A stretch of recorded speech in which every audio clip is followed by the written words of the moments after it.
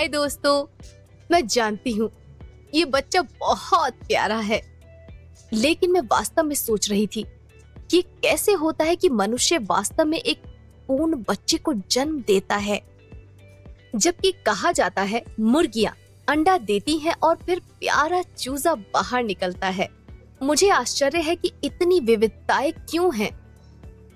दरअसल मुझे लगता है कि हम इस वीडियो को देखकर इसे बेहतर ढंग से समझ सकते हैं। लैंगिक जनन नर और मादा युग्मकों के निर्माण और संलयन के फलस्वरूप होता है। ये युग्मक नर और मादा जननांगों में निमित होते हैं।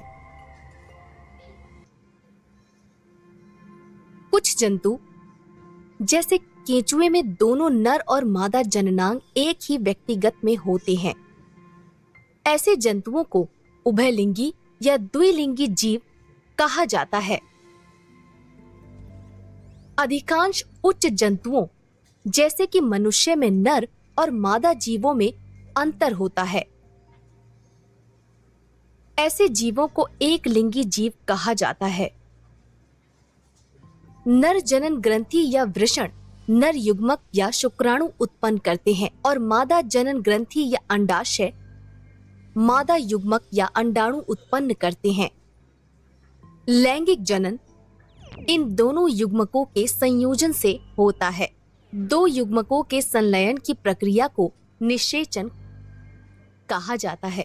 मनुष्य में निषेचन जीव के शरीर के अंदर होता है और यह आंतरिक निषेचन कहलाता है।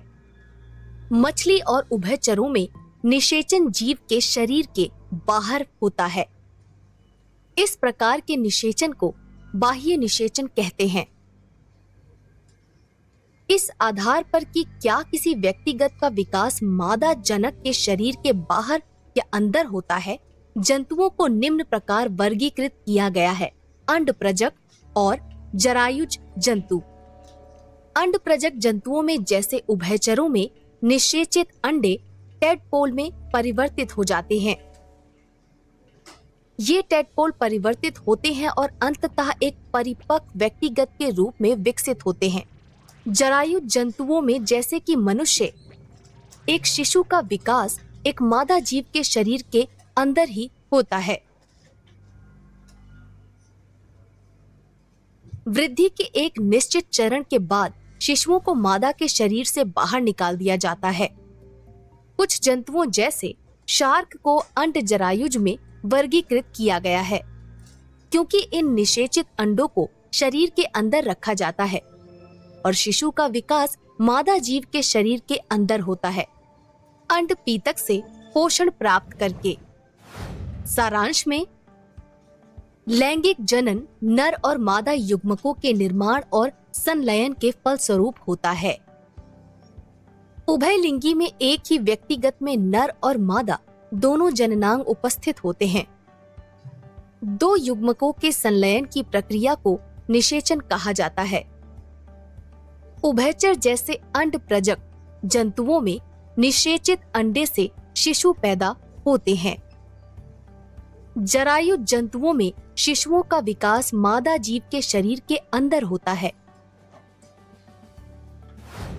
ओह, वो काफी कुछ था। मेरा मतलब कि कौन जानता था कि शार्क अंड जरायुज है। ओह, दिलचस्प तथ्यों के बारे में बात कर रहे हैं। क्या आपको एंटोनी वान लीवनहुक याद है, जिन्होंने सबसे पहले जीवित कोशिकाओं जैसे बैक्टीरिया, लाल रक्त कोशिकाओं और प्रोटोजोआ का निरीक्षण किया था?